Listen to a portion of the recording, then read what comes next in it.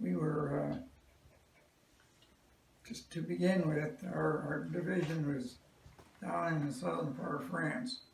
And on that, so let's say, I'm recalling exactly the date before this, but we were moved immediately from there up to Liège, Belgium, and then moved back and into Germany.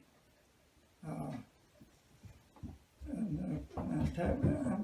guess we should say we attacked into Germany, and it was a pretty heavy fighting because we were approaching the Rhine River, and they didn't want us to be able to cross it.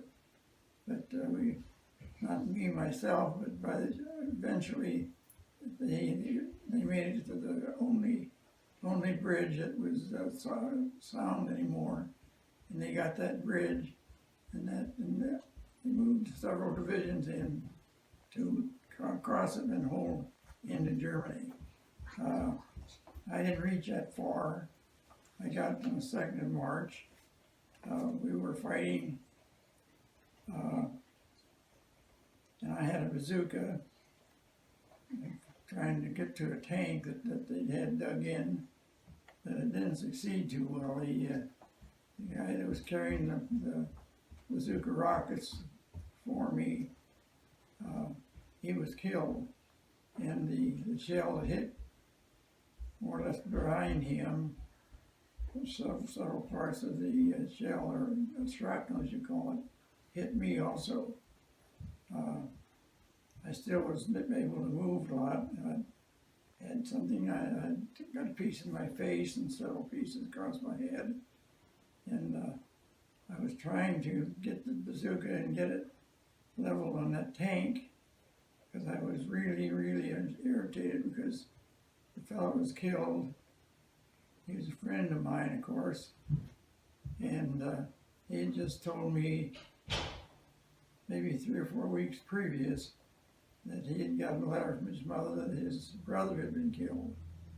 So that kind of really set me off there. I felt so bad about that, and I wanted to get that tank, and I must have exposed myself too much. And he fired again, and that shell hit just above me, and it just knocked me clear, senseless of a concussion. And I kept trying to grab the bazooka, and I couldn't do it. He looked down, and there was so much blood on it that it slipped out of my fingers the whole time.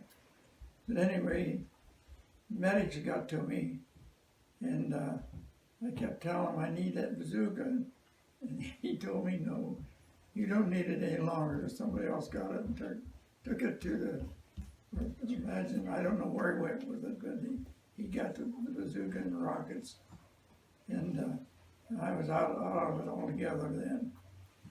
They got me back to the, I guess something very like the television thing that has MASH in there.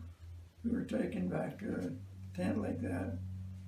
They evaluate your wounds or whatever it is, and then you're sent on back to Liège, and from Liège to Paris. And I was operated on in Paris. The doctor told me he couldn't, I had a piece down my face he couldn't take out because it marred my face up too badly. So it's still in there yet. But after that, after I got to Paris and operated on, straightened up a bit, then they sent me farther back to the coast, Normandy coast, where they had a big rehab place there, and I stayed in there for a month till I healed up. And that's when they found out I couldn't hear any longer from my left side.